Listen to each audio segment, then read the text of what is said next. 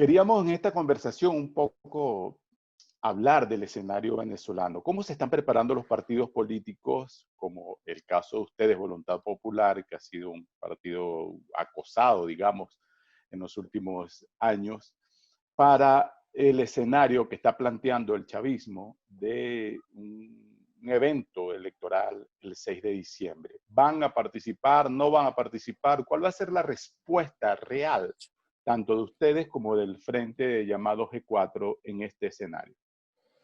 Mira, yo creo que aquí el régimen tenía claramente establecido como un plan, un patrón, que se parece mucho a lo que ha repetido siempre. El régimen pretendió plantear una ruta unidireccional por parte de ellos, utilizando el abuso de poder, los abusos establecidos a través del tribunal del régimen, etcétera, esperando que las fuerzas democráticas del país se vieran como en una especie de dilema, se produjeran divisiones, se produjera diatriba interna y lo que sucedió fue realmente todo lo contrario, a pesar de que en las redes sociales y a pesar de que en algunos espacios de opinión se pueda percibir otra cosa.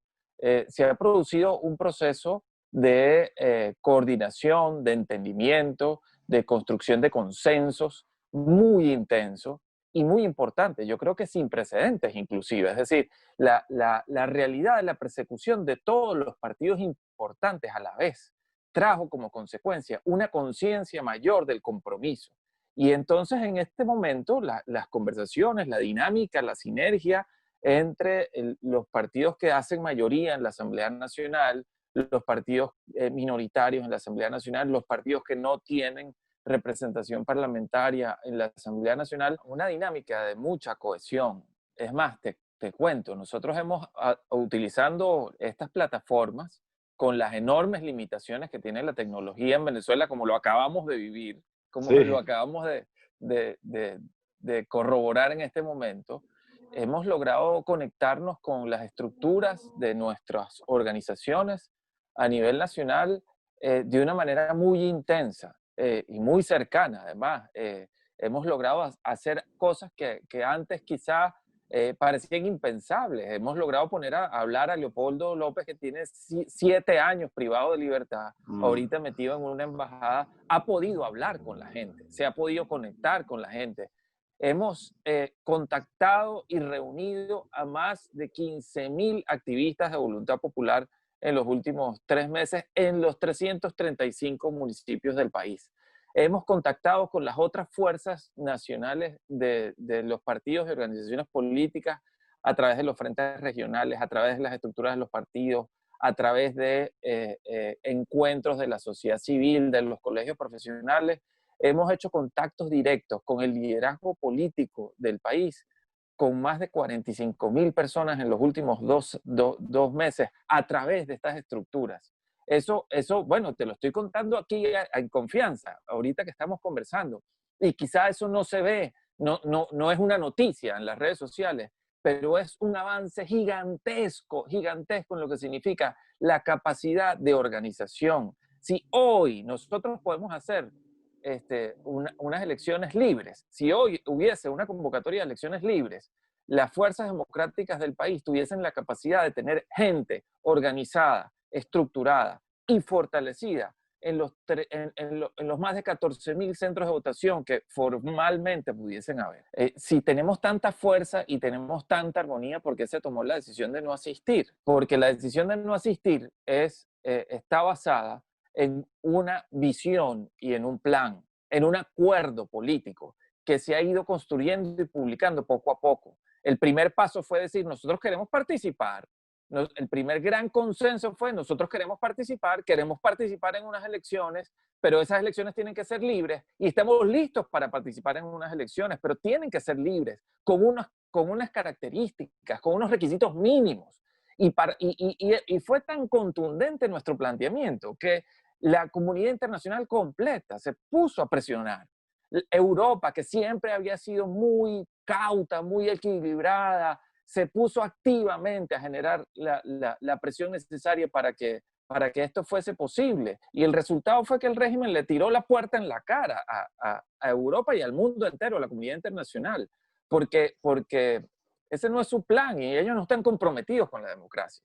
Entonces, al suceder eso, el siguiente paso fue decir, bueno, en esos términos, entonces no vamos, no vamos. Pero no vamos, no es simplemente, nos vamos y nos quedamos con los brazos cruzados y no hacemos nada.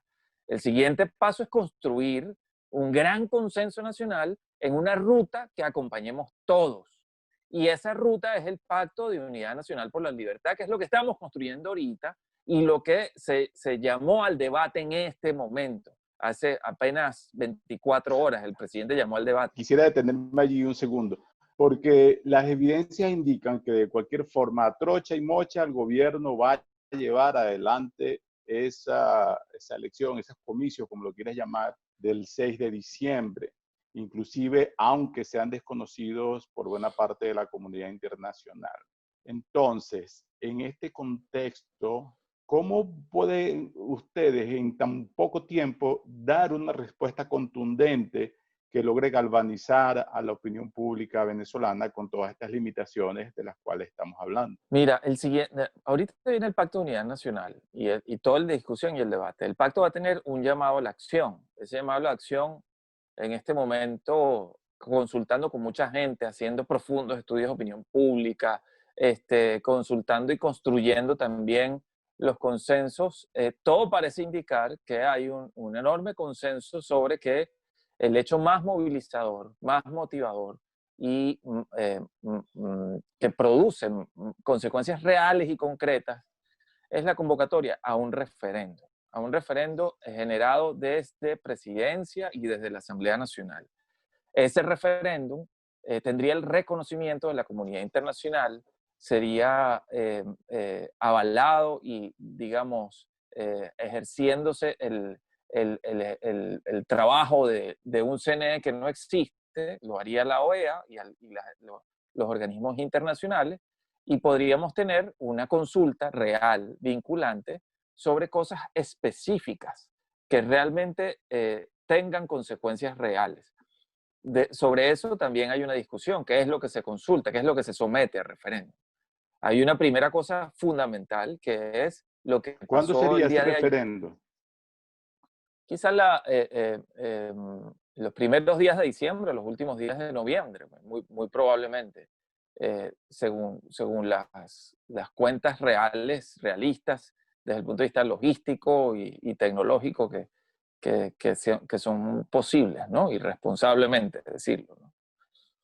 Pero Eh, ¿cómo, eh, cómo, cómo harían para movilizar a las personas en medio de la pandemia y de las restricciones? Un país que no tiene gasolina, que no tiene transporte público, un país donde hay unas cuarentenas decretadas que el gobierno ha usado para aumentar el control social. ¿Cómo movilizar a la gente para que salga a un referendo que ustedes están proponiendo?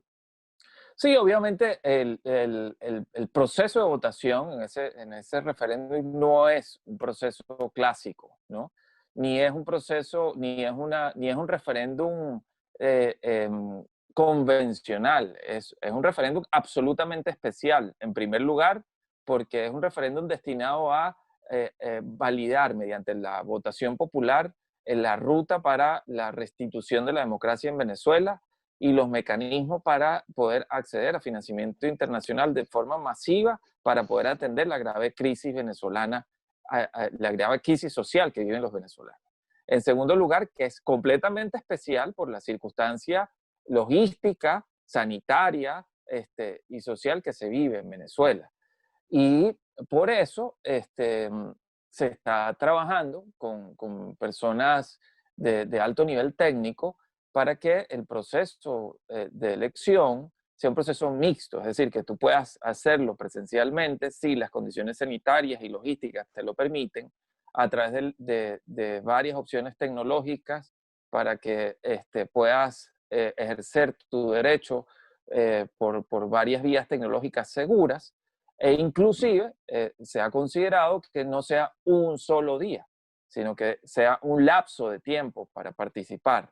Esas experiencias, de esas experiencias hay precedentes en muchos sitios del mundo. donde las elecciones duran una semana, por ejemplo. Se abre el proceso de votación un domingo y se cierra el domingo siguiente. Se ofrecen muchos mecanismos para ejercer el derecho al voto, inclusive a través de couriers privados con pago en destino, etc. Es decir, hasta ¿Y qué les físicamente. preguntarían a las personas? Imagino que están los partidos políticos ahora intentando llegar a un acuerdo, pero ¿hacia dónde apuntan? ¿En qué dirección estas preguntas? Mira, Del referendo, quiero decir.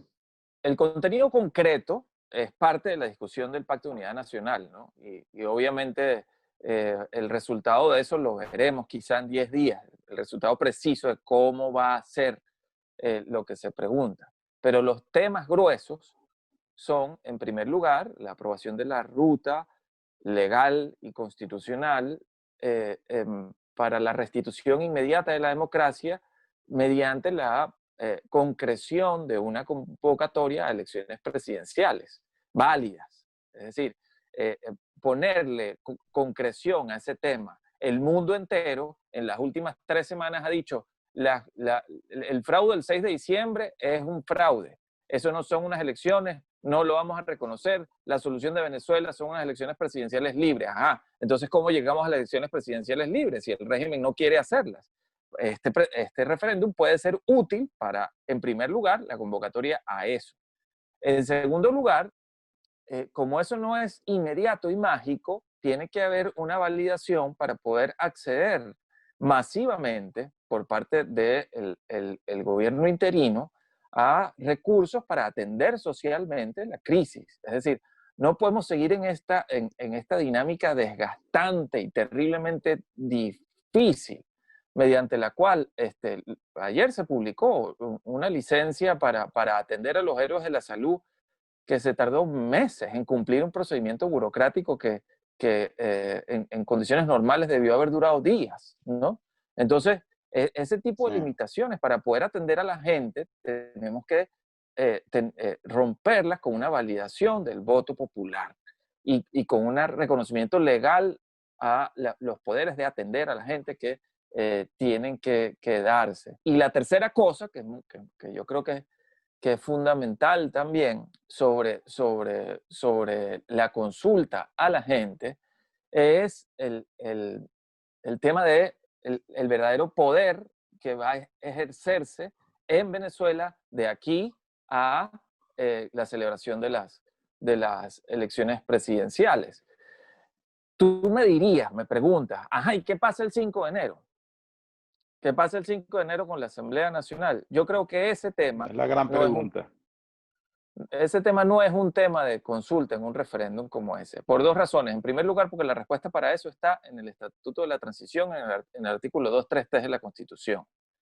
En segundo lugar, hasta que no hayan elecciones, lo ha dicho el mundo entero, hasta que no hayan elecciones libres, el reconocimiento a las autoridades tiene que permanecer, ¿no? Ahí hay una diatriba de algunos técnicos, digamos, constitucionalistas. Y yo te digo una cosa, inclusive Enrique Capriles lo ha planteado, nosotros lo hemos planteado también. En los términos legales que está establecido el fraude del 6 de diciembre y en los términos que ellos inventaron para hacer el fraude del 6 de diciembre, es una irresponsabilidad celebrar ese fraude. No solamente porque constitucionalmente no cumple los requisitos mínimos para hacer un proceso electoral válido, pero además social y sanitariamente es una irresponsabilidad, porque tú no puedes exponer a la gente a ponerlas a hacerle colas y no darle opciones, a tener que hacer una cola para registrarse, a tener que asistir a un proceso clásico electoral en medio de una pandemia. Es una terrible irresponsabilidad. Por lo tanto, lo más probable es que ese proceso se tenga que suspender. Ese proceso se tiene que suspender, no puede suceder. Entonces, para la gente que anda con el lío de que, ¿qué pasará el 5 de enero? ¿Qué pasará? Ajá, y si el proceso el 6 de diciembre se suspende, no es la misma respuesta. No es exactamente la misma respuesta. Es un proceso que no existe, que no es válido. Y por lo tanto, la respuesta Pero de todos es modos, igual. todo indica que Perdón, pero todo indica que el gobierno va a seguir adelante.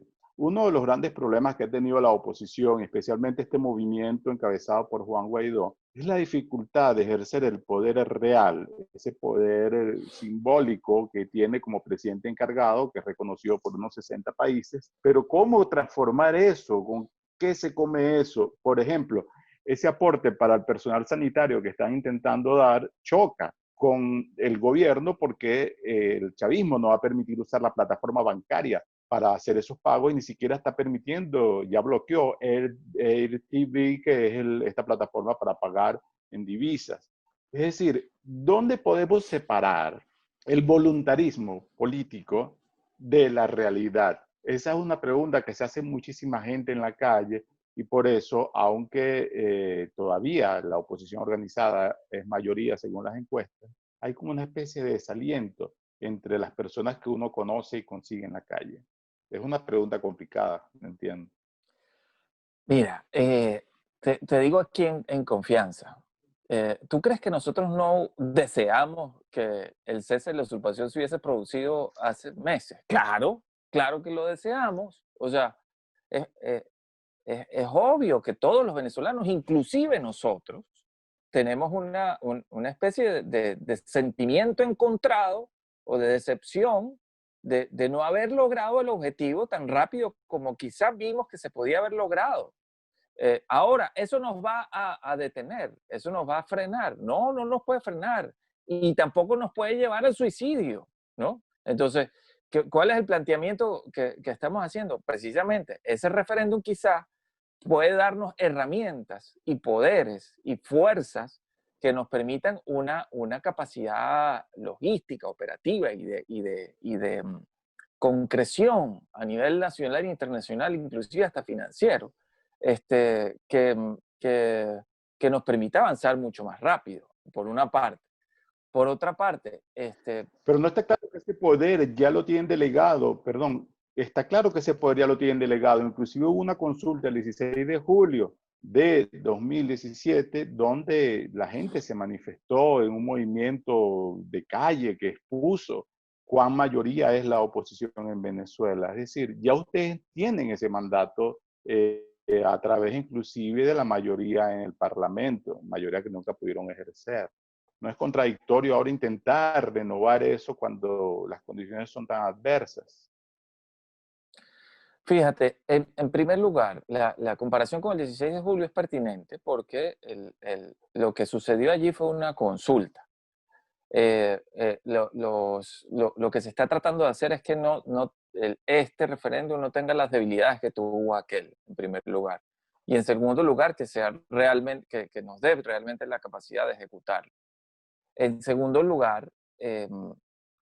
lo que es contradictorio, en mi opinión, es pretender, digamos, matar todo lo que hemos logrado, todo lo que hemos avanzado simplemente porque el objetivo final no se ha logrado todavía y en consecuencia entonces matar todo, empezar de cero y imaginarse que lo que tenemos, que es el reconocimiento de 60 países en el mundo, presencia diplomática en todos esos países, el que ya logramos, porque hay una cosa muy importante que creo que la gente no sabe y aprovecho la oportunidad para compartirlo contigo.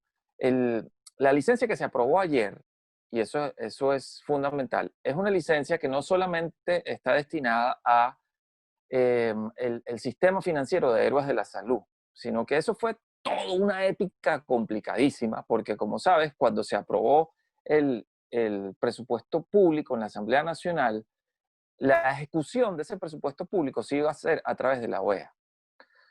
Por un montón de razones que sería muy largo explicar, la OEA al final dijo que no lo iba a ejecutar. Entonces pasamos al Banco Interamericano de Desarrollo y al final por algunas limitaciones legales tampoco se pudo ejecutar por ahí. Entonces se tuvo que construir de cero todo el sistema financiero público del gobierno interino, una cosa que nunca en la vida había tenido precedentes, y se tuvo que construir todo el sistema financiero del gobierno interino, sabiendo que no se iban a poder utilizar los bancos en Venezuela, para poder crear un sistema transparente, legal, con todos los controles públicos y con todos los requisitos de Contraloría y de Procuraduría necesarios para que fuese la ejecución de un sistema financiero de carácter público reconocido en el mundo. Y eso fue lo que se aprobó ayer. No solamente Héroes de la Salud, se aprobó el sistema financiero del gobierno interino. Ahora, ¿cómo acceder a los recursos mediante los cuales tú puedes financiar cosas ejecutando ese sistema financiero? Tienes que tienes que cumplir, digamos, una cantidad de pasos que todavía no están contenidos en el Estatuto de la Transición. Y un poco el referéndum lo que trata de podría resolver esa pregunta como tú dices, la capacidad para concretar cosas. En segundo lugar, la otra ruta legal establecida, además de la consulta del 16 de julio, es el Estatuto de la Transición. Y el Estatuto de la Transición tiene unos vacíos que pretendemos resolver con esta consulta, porque el régimen se quitó totalmente la careta y el Estatuto de la Transición no contaba con eso, de alguna manera, ¿no? No contaba con que el régimen se iba a atornillar a sangre y fuego, como lo está haciendo. Y entonces la realidad hoy es otra. Y por lo tanto, queremos avanzar en ese sentido. La opción es avanzar, la opción no es suicidarnos. La opción es seguir construyendo salidas y alternativas. La opción no puede ser ni la inmovilidad, ni ponernos a matarnos entre nosotros, para que luego no quede nada. A esta hora del 21 de agosto, ¿cuál es la situación entre los cuatro partidos fundamentales, llamados G4, en estas negociaciones? ¿Cuál es el cronograma? ¿Cuál es la agenda? ¿Cuál es el ambiente interno allí? ¿Hay posibilidad de que lleguen unos acuerdos en los próximos días? Sí, se constituyó una comisión de estrategia. Esa comisión de estrategia ha venido produciendo material de muy alto nivel técnico. Esa comisión está compuesta no solamente por personas propuestas por los cuatro partidos, sino por personal de altísimo nivel académico y gente propuesta también por los partidos minoritarios de la Asamblea y los partidos que no tienen representación en la Asamblea Nacional e inclusive por la sociedad civil. Es decir, la dinámica, y es una cosa que te quiero decir, esa dinámica que constantemente se dice, no, que el G4, que el G4, que el G4, esa dinámica, Mm. después de la sentencia del TSJ que oficializó la persecución generalizada a los partidos, tuvo como consecuencia positiva que esa dinámica G4 se acabó. Y ahora esa dinámica es mucho más amplia, es mucho más rica en el sentido de que efectivamente hubo un proceso de reflexión, un proceso de autorrevisión, eh, y se logró de alguna forma vencer algunas actitudes sectarias, excluyentes, que generaban esa dinámica cerrada y se produjo una apertura. Las reuniones ahora son de 9, 10 organizaciones políticas para tomar las decisiones, con participación y consulta de la academia, de la sociedad civil. El proceso precisamente ahorita de discusión y debate para el Pacto de Unidad Nacional está protagonizado y liderado digamos, articulado principalmente por gente cuya base de participación es su respetabilidad y su capacidad de aportar, más allá si son de un partido u otro. Y yo creo que eso es una evolución muy importante. Ahí están trabajando desde el padre virtuoso hasta Gerardo Blay, ¿no? Están trabajando desde el presidente y el vicepresidente de la Asamblea Nacional hasta la FCU y las organizaciones de estudiantes más consolidadas del país. Es decir, se ha logrado un trabajo de cohesión muy positivo, muy sólido. Bueno, que hay voces disidentes, que hay gente que te ataca todos los días, que se indigna porque no están metidos en esa rosca. Bueno, sí, eso también pasa, es parte de la dinámica democrática. Nos quedan pocos minutos para el programa. Dos cositas. De allí, de esas reuniones, de ese consenso, que sale este documento, de alguna forma, este mensaje del episcopado, donde dice la urgencia de tener una respuesta más allá de la simple abstención. En términos concretos, ¿qué le diría a las personas? Ok, vas a tener, pero van a hacer qué ese día? Vamos a vencer a la dictadura con más democracia. Nuestro plan es vencer a la dictadura con más democracia, con más poder, con más capacidad ejecutiva. Vamos a vencer a la dictadura siendo más inteligentes y menos y derrotándolos en el espacio donde nosotros somos buenos y siempre le hemos ganado, que es el espacio de la política, de la acción, de la cohesión, de la articulación, del esfuerzo colectivo. Vamos a vencer a la dictadura con el apoyo de la comunidad internacional, el reconocimiento de la comunidad internacional, ejerciendo los poderes que los ciudadanos tenemos en nuestras manos, sin fantasías, con cosas concretas y pragmáticas. Eso es lo que estamos construyendo. Y estamos construyendo eso en un verdadero consenso nacional. Es lo que reclama Venezuela. Lo más importante es que lo hagamos juntos y siempre que lo hemos hecho juntos, hemos vencido. Y eso es lo que estamos haciendo. Bueno, como te digo, pueden haber voces disidentes, voces discordantes, pero estamos construyéndolo juntos. Ese escenario, en 3 palabras, ¿cuál sería el escenario más viable para Venezuela en las próximas semanas y los próximos meses? Pero ya no desde el punto de vista del deseo de ustedes, sino de la realidad concreta, de las dificultades incluso. Mira, yo no soy pitonizo, ¿no? Mm. Ni tengo la capacidad de adivinar el futuro.